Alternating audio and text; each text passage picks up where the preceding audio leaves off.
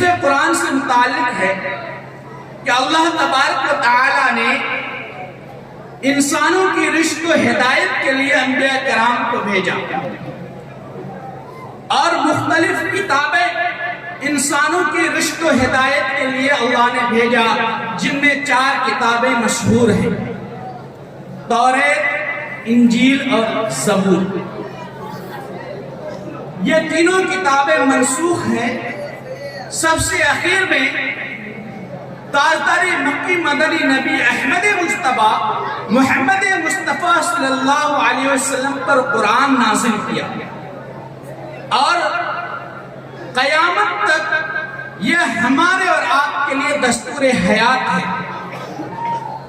ہمیں اسی پہ عمل کرنا ہے، اور پچھلی کتابوں پر لوگوں نے اپنے اعتبار سے، اپنی سہولت کے اعتبار سے تبدیلی بھی کر دیا، لیکن قرآن وہ واحد کتاب ہے کہ اللہ تبارک و تعالیٰ نے اتارنے کے بعد اس کی حفاظت کی ذمہ داری خود لیا، اور اللہ تبارک و تعالیٰ نے ارشاد فرمایا اِنَّا نَحْنُ نَزَّلْنَا الذِّكْرَ وَإِنَّا لَهُ لَحَافِظُونَ، کہ یہ قرآن ہم ہی نے نازل کیا ہے اور ہم ہی اس کی حفاظت کریں گے۔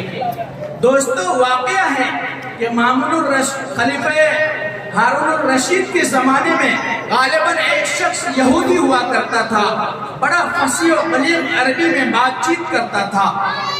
وہ کبھی کبھار علماء کرام کو مختلف مذاہب کے بلاتے تھے اور مشورہ کیا کرتے تھے، ہر مذاہب کی باتیں سنا کرتے تھے۔ تو وہ شخص یہودی تھا، وہ بڑے اچھے انداز سے، بلیغانہ اور فصیحانہ انداز سے اپنی یہودی مذہب کی تبلیغ کرتا تھا۔ تو خلیفہ نے چاہا کہ میں اس کو سمجھاؤں اور اسے اسلام کی دعوت دوں اور یہ مسلمان ہو جائے تاکہ مذہب اسلام کی تبلیغ و اشاعت کرے، لیکن وہ شخص تیار نہیں ہوا۔ ایک زمانے کے بعد پھر دوبارہ وہ شخص آیا اس خلیفہ کی مجلس میں، تو وہ اسلام سے متعلق انتہائی فصیحانہ و بلیغانہ بیان دیا۔ تو بہت گھبرا گئے خلیفہ اور کہنے لگے حیران ہو کر کہ اس دن میں نے تجھے سمجھایا تھا تم مذہب اسلام قبول کرنے کے لیے تیار نہیں ہوئے، آخر تمہارے اندر یہ تبدیلی کیسے آئی؟ تو انہوں نے جواب دیا جو ہمیں اور آپ کو یاد سننے کے قابل ہے۔ انہوں نے کہا کہ میں ایک کاتب ہوں، خوش خط لکھائی کرتا ہوں، بہترین میری لکھائی ہے۔ میں ہر مذہب کی کتابوں کو لکھ کر ان مذہب کے ماننے والوں کے درمیان تقسیم کرتا ہوں، توریت کو لکھ کر توریت پڑھنے والے پر تقسیم کرتا ہوں، زبور کو لکھ کر ان کے درمیان تقسیم کرتا ہوں، انجیل کو لکھ کر ان کے ماننے والے کے درمیان تقسیم کرتا ہوں، لیکن میں بیچ بیچ میں کچھ حذف کر دیتا ہوں، کچھ اضافہ کر دیتا ہوں۔ لوگ اس کو لیتے ہیں، بڑے شوق سے پڑھتے ہیں، لیکن میں قرآن بھی لکھتا ہوں، قرآن میں بھی تبدیلی کرتا ہوں، بیچ بیچ میں کہیں حذف کر دیتا ہوں، کہیں اضافہ کر دیتا ہوں۔ قربان جاؤ قرآن پڑھنے والوں پر کہ جو ہی وہ کلام لیتا ہے، میرے تحریف شدہ کلام کو لیتا ہے، اسے پھاڑ کر پھینک دیتا ہے اور کہتا ہے کہ تم نے قرآن میں تحریف کر دیا ہے، تم نے قرآن کو بدل دیا ہے، لہذا میں اس کلام کو نہیں لے سکتا، تحریف شدہ کلام کو نہیں لے سکتا۔ میں نے اسی دن سے یہ جان لیا کہ سارے مذاہب کے لوگ اپنی تحریف شدہ کتاب کو تو پڑھ لیتے ہیں، لیکن یہ مسلمان پڑھنا نہیں چاہتا۔ پتہ یہ چلا کہ یہی مذہب سچا ہے، یہ قرآن سچا ہے، اس میں تحریف نہیں ہو سکتا، اس میں تبدیلی نہیں ہو سکتی، اس میں حذف و اضافہ نہیں ہو سکتا، اس میں شک کی گنجائش نہیں ہو سکتی، لہذا ہم کیوں نہ مذہب اسلام کو قبول کر لیں اور ہم اس کی تبلیغ و اشاعت شروع کر دیں۔ دوستو یاد رکھیں، یہ وہ حفاظ کرام جن کا سماج نے سب سے برا حال کر رکھا ہے، مسجدوں میں ان کی عزت نہیں۔ یہ وہ بوریا نشی جو آپ کے بچوں کو اللہ کا کلام پڑھاتے ہیں، جن کا آپ کے نزدیک کوئی قدر نہیں، اہمیت نہیں، جانتے ہیں ان سے متعلق اللہ نے کیا فرمایا؟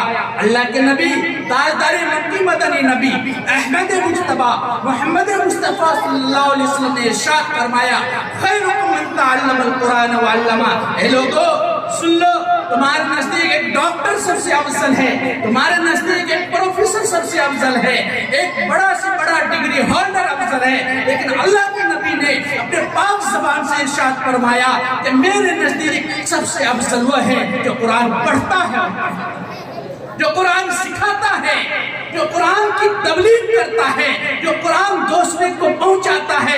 اے لوگو، تیرے نبی نے یہ فرمایا، اپنے نبی کے اس قول کو سچ جان کر حفاظ کرام کو اپنے آنکھوں میں بٹھا دو، ان بوریا نشینوں کو اپنے آنکھوں میں بساؤ، ان کی عزت کرو، ان کا اکرام کرو، تم ان کی عزت کرو گے، ان کا احترام کرو گے، کل یہ حفاظ کرام کل جب اپنی رشتہ داروں کی سفارش کریں گے، کہیں ایسا نہ ہو کہ آپ بھی اس لائن میں ہوں اور آپ نے ان کی توہین کی اور آپ کو دیکھ کر وہ حشر کے میدان میں آپ منہ اٹھائے رہے کہ ہم نے تو حافظ صاحب کے ساتھ زمانہ گزارا، لیکن آپ نے اس کی توہین کی، آپ اس سفارش سے محروم ہو جائیں اور جہنم میں دھکیل دیے جائیں۔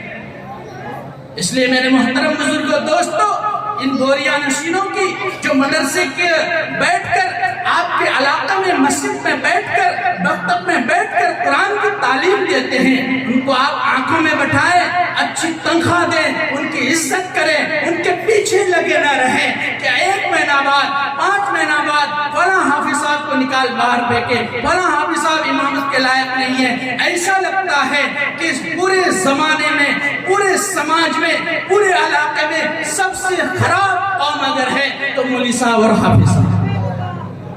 اس لیے دوستو، آپ حافظ قرآن کی عزت کریں، علماء کی عزت کریں، ان کا اکرام کریں۔ آپ نے علماء کی عزت کی تو اپنے نبی کی عزت کی، آپ نے نبی کی عزت کی، ان کا اکرام کیا، ان کی اطاعت کی تو آپ نے اللہ کی اطاعت کی۔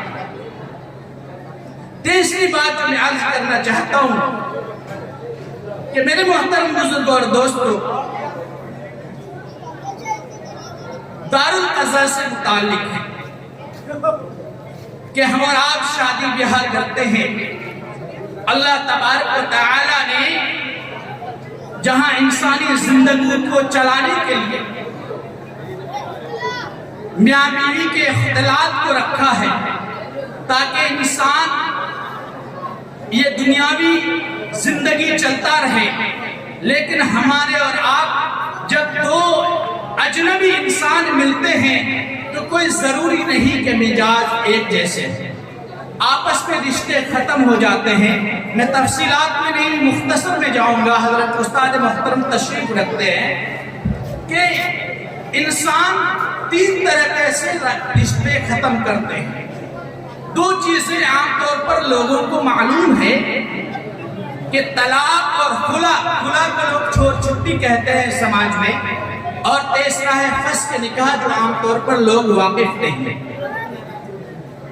جب انسانی زندگی آپس میں میاں بیوی کے تعلقات مشکل ہو جائیں، رہنا دشوار ہو تو لوگ طلاق دے دیتے ہیں۔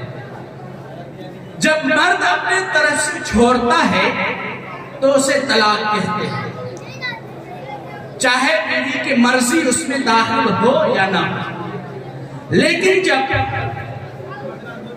مرد چھوڑنا نہ چاہے اور کسی حالات کی وجہ سے، اختلاف و انتشار کی وجہ سے، یا کسی بھی بنیاد پر عورت اگر نہ رہنا چاہے تو اسے سماج میں خلا یا چھوڑ چھٹی کہتے ہیں۔ ایک تیسری چیز ہے وقت حالات کے حساب سے کہ اب مرد خلا کے لیے بھی تیار نہیں ہوتا ہے۔ کیوں؟ اس لیے کہ خلا جب تک شوہر تیار نہ ہو خلا ہوتا ہی نہیں، اور وقت حالات کے حساب سے شوہر ابھی کے زمانے میں خلا کے لیے بھی تیار نہیں۔ اب ایک عورت ایسی ہے کہ زمانے بھر سے ان کے شوہر اسے کھانا خرچہ نہیں دیتا، زمانہ بھر سے دلی ممبئی میں ہے، گھر نہیں آتا، عرصے دراز سے لاپتہ ہے، کوئی پتہ نہیں کہ شوہر کہاں ہے، عرصے دراز سے غائب ہے، آتا ہے لیکن بہت زمانے کے لیے غائب ہو جاتا ہے۔ اس طرح کی بہت مختلف صورتیں ہوتی ہیں۔ اب سماج میں یہ پھیلا ہوا ہے، یہ لوگ پھیلا کر رکھے ہیں کہ 4 مہینے اگر میاں بیوی ایک ساتھ نہ رہے تو خود بخود طلاق ہو جاتی ہے اور نکاح ختم کیے بغیر اپنی بیٹی کی دوسری جگہ شادی کرا دیتے ہیں۔ دوستو یہ غلط چیزیں ہیں۔ جب خلا اور طلاق دونوں نہ بنے اور کوئی صورت نہ ہو خلا کی، تو آپ جب تک اپنی لڑکی کا نکاح ختم نہ کریں اس وقت تک آپ اس کی کہیں شادی نہیں کرا سکتے۔ تو جب ایسا معاملہ ہو کہ آپ کی بیٹی کا آپ کا داماد کھانا خرچہ نہیں دیتا ہو، یا وہ غائب لاپتہ ہو، یا حد سے زیادہ مار پٹائی کرتا ہو، بہت ساری صورت ہے، آپ پریشان ہیں تو طلاق لیے بغیر، اس کا نکاح ختم کیے بغیر کہیں شادی نہ دلائیں، شادی نہیں ہوگی، بلکہ آپ اپنا معاملہ اپنے علاقے کے دارالقضاء میں جا کر دائر کریں۔ ضروری کارروائی کے بعد جب قاضی شریعت اس کا نکاح ختم کر دیں گے اور پھر عدت گزر جائے گی، تب جا کر آپ اس کا نکاح کہیں کرا سکتے ہیں۔ آپ کا حلقہ سنبل ساراج پہلے سہرسہ ضلع میں آتا تھا، لیکن 2013 سے اس علاقے کو سمری بختیار پور دارالقضاء کے ساتھ جوڑ دیا گیا ہے۔ سمری بختیار پور اسٹیشن کے قریب مدرسہ قاسمیہ دارالقرآن سمری بختیار پور میں 2013 سے دارالقضاء قائم ہے۔ آپ حضرات کو طلاق سے متعلق، خلا سے متعلق کسی طرح کی پریشانی ہو، آپ حضرات وہاں تشریف لائیں۔ بہت کم وقت میں، بالکل نہیں کے برابر خرچ میں آپ کو آپ کا فیصلہ ضروری کارروائی کے بعد مرکزی دارالقضاء کے ذریعے سے ہو جائے گا۔ آپ حضرات وہاں تشریف لائیں گے۔ اللہ تبارک و تعالی ہم سب کو کہنے سننے سے زیادہ عمل کی توفیق عطا فرمائے۔ وآخر دعوانا الحمدللہ۔